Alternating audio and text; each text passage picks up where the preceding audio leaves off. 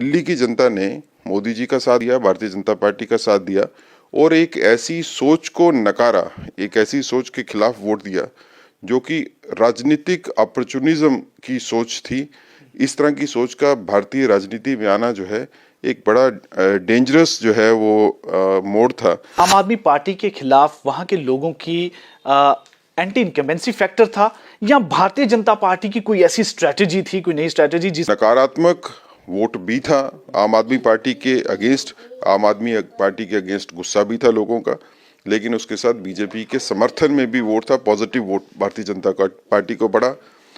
भारतीय जनता पार्टी की दिल्ली में जो जीत है, इसका क्या असर आप देखते हैं अगर जम्मू कश्मीर की पॉलिटिक्स को अगर हम देखें? दिल्ली की जीत का डायरेक्ट असर जो है वो जम्मू कश्मीर के ऊपर होने वाला है। दिल्ली की जनता ने जो प्रूव किया वो ये है कि राजनीति में प्रॉमिसेस जो पूरे करने के लिए नहीं किए जाते, जनता उनके साथ धोखे में आके वोट तो डाल सकती है लेकिन ज्यादा देर तक साथ नहीं रहेगी। जम्मू की जनता ने तो बढ़ चढ़ के हमारा साथ दिया, कश्मीर की जनता ने हमारा साथ नहीं दिया और डिफरेंट रीजंस है उसके, वो सिर्फ राजनीतिक रीजन नहीं है।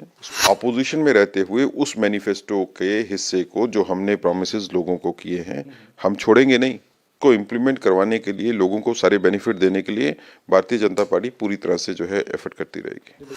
हाल ही में दिल्ली में विधानसभा चुनाव हुए और 27 साल बाद भारतीय जनता पार्टी की वहां पर सरकार बनी, एक बहुत बड़ी जीत देखी गई और इसका क्या असर होगा दूसरे राज्यों में और खास करके जम्मू कश्मीर की राजनीति में भी, इन सबको लेकर बातचीत करने के लिए इस समय हमारे साथ भारतीय जनता पार्टी के chief spokesperson advocate Sunil Sethi ji हैं। इनसे बातचीत करेंगे और जानने की कोशिश करेंगे। सर, बहुत बड़ा इवेंट हम इसको कह सकते हैं, एक बड़ी डेवलपमेंट जो कि दिल्ली में वहां पर भारतीय जनता पार्टी की सरकार बनी, इसे आप पहले कैसे देखते हैं सर?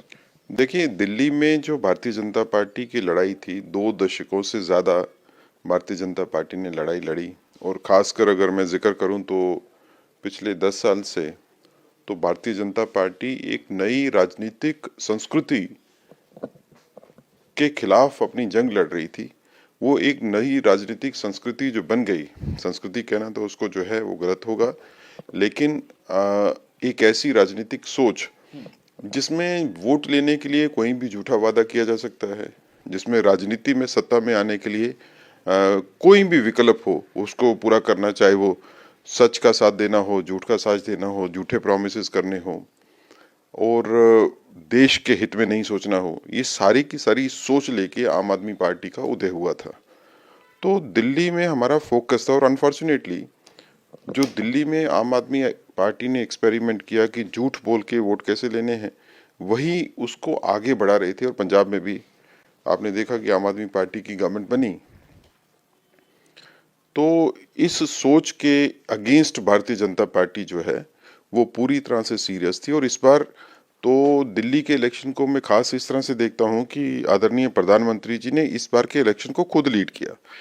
जैसे इस बार के इलेक्शन में भारतीय जनता पार्टी ने कोई राजनीतिक चेहरा सामने नहीं लाया, सिर्फ प्रधानमंत्री जी का चेहरा सामने था।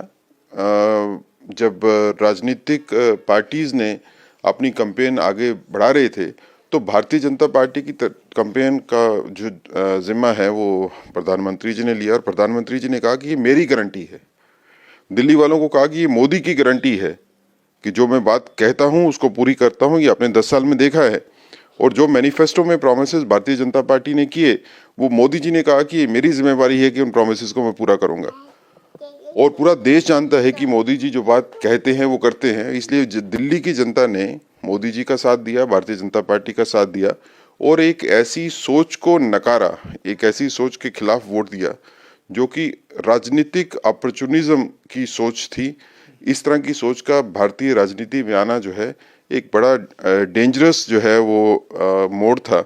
मुझे लगता है कि आम आदमी पार्टी की हार दिल्ली में एक नए युग की स्थापना है और आप देखेंगे कि आने वाले वक्त में बाकी जगह जहां पे इलेक्शन हो रहे हैं वहां पे भी भारतीय जनता पार्टी प्रचंड जीत के साथ जीत के आएगी। बिल्कुल, लेकिन इस बीच में मैं एक चीज आपसे जानना चाहूंगा, क्योंकि आपने बड़े क्लोजली इस पूरे इलेक्शंस को देखा कि ये वहां पर आम आदमी पार्टी के खिलाफ वहां के लोगों की एंटी इनकम्बेंसी फैक्टर था या भारतीय जनता पार्टी की कोई ऐसी स्ट्रेटेजी थी, कोई नई स्ट्रेटेजी जिसे कि पिछले 2 टर्म्स में पूरी कोशिश कर रहे थे, कामयाब नहीं हो पाए, लेकिन इस बार कुछ नई स्ट्रेटेजी लेके आए और वो कामयाब हो गए? देखिए, 2 चीजें थी। एक तो जनता ने पिछले 10 साल से लगातार वो राज देखा जिसमें कि झूठे वादे, वो वादे जो पूरे नहीं किए गए, टूटे हुए प्रोमिसेस को झेल के जनता जो है 10 साल के बाद बाहर निकली है।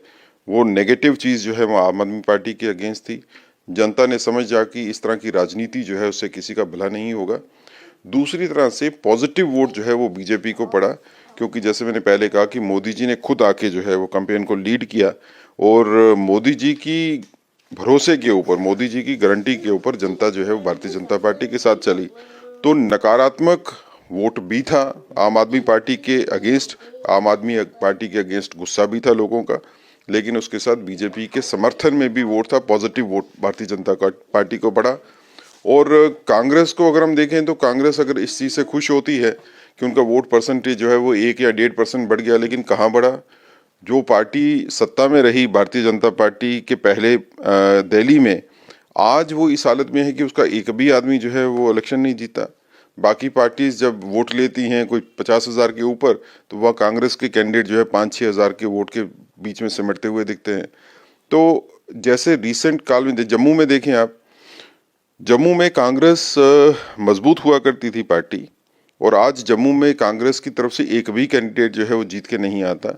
तो कांग्रेस का राजनीति में, भारतीय राजनीति में पतन हो चुका है, और आम आदमी पार्टी का भी खत्म होना जो है ये अच्छा संकेत है कि भारतवर्ष की जनता ने भारतीय जनता पार्टी का साथ दिया है, और भारतीय जनता पार्टी पहली पसंद है आज भी लोगों के बीच में, और मजबूती के साथ आगे बढ़ रही है। भारतीय जनता पार्टी की दिल्ली में जो जीत है, इसका क्या असर आप देखते हैं अगर जम्मू कश्मीर की पॉलिटिक्स को अगर हम देखें? क्योंकि भारतीय जनता पार्टी को तो यहाँ पर जम्मू रीजन में तो अच्छा खासे उनको यहाँ पर वोट मिले, यहाँ पर उनको सीटें भी मिली, लेकिन पूरी राजनीतिक तौर पर अगर देखा जाए कि क्योंकि एक स्टेट, राज्य या यूनियन टेरिटरी में भी एक अपनी सशक्त सरकार का होना वो बड़ा जरूरी है, लेकिन इस जीत को आप यहाँ पर कोई देखते हैं, कोई इसका असर होगा आने वाले? देखें, दिल्ली की जीत का डायरेक्ट असर जो है वो जम्मू कश्मीर के ऊपर होने वाला है।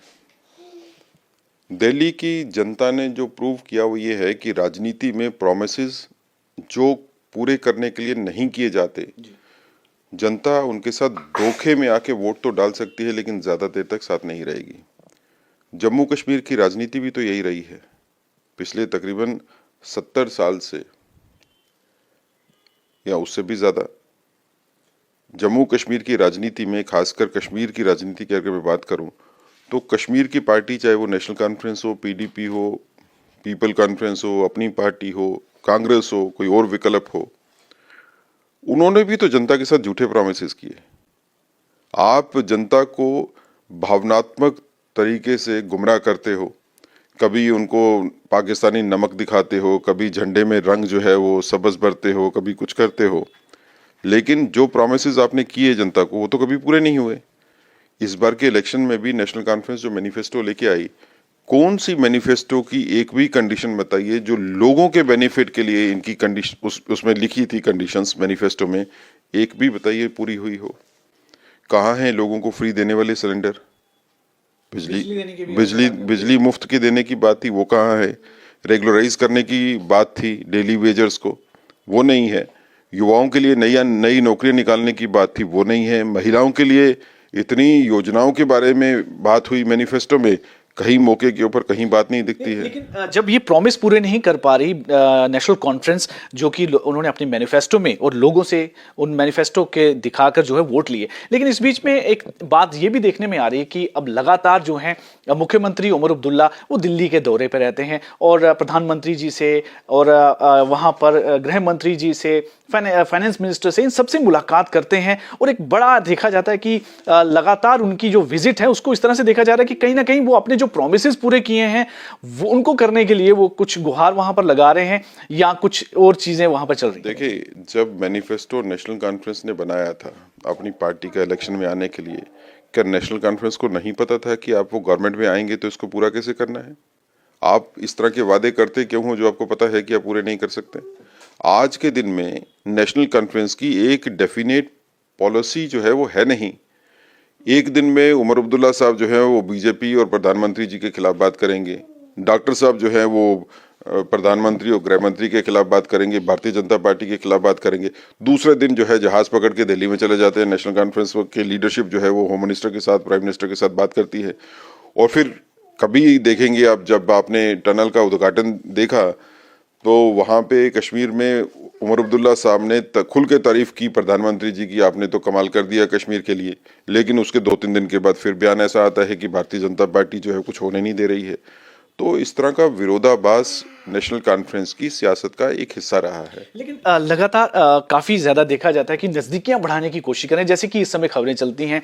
कहीं लगता है कि कोई आने वाले समय में कहीं नेशनल कॉन्फ्रेंस ऐसा कोशिश कर रही है कि गठजोड़, या भारतीय जनता पार्टी ऐसी कोशिश कर रही है कि गठजोड़, क्योंकि कांग्रेस के साथ तो एक तरह से उनका वो यहाँ पर कोई ऐसा इक्वेशन बनती नजर नहीं आ रही। कांग्रेस के साथ तो सैद्धांतिक तौर के ऊपर भी नेशनल कॉन्फ्रेंस की कोई चीज जुड़ती ही नहीं थी। अभी जो बदले हुए हालात हैं उसमें नेशनल कॉन्फ्रेंस ने कांग्रेस का इस्तेमाल ज़रूर किया पार्लियामेंट्री इलेक्शन में, लेकिन उसके अलावा जो है उनकी कोई सोच, मैनिफेस्टोज भी देख ले तो उसमें कोई सोच आपस में मिलती नहीं। कांग्रेस को गवर्नमेंट बनने में जो है उनकी कोई हिस्सेदारी नहीं रखी गई, चाहिए पब्लिकली जो है कोई भी बयान दें।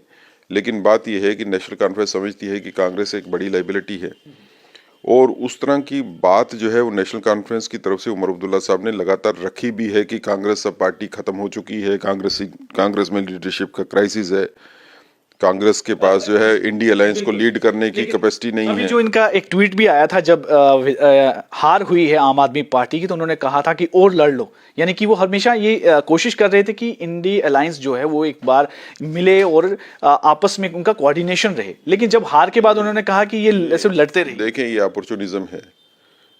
डॉक्टर फारूक अब्दुल्ला साहब ने ही जो गुपकार अलायंस बनाई, उन्होंने ही बनाई थी, उनका मेजर रोल था। जब इलेक्शन लड़ने की बारी आई तो गुपकार अलायंस कहाँ पे गया? दो पीडीपी को उन्होंने उठा के बाहर फेंक दिया।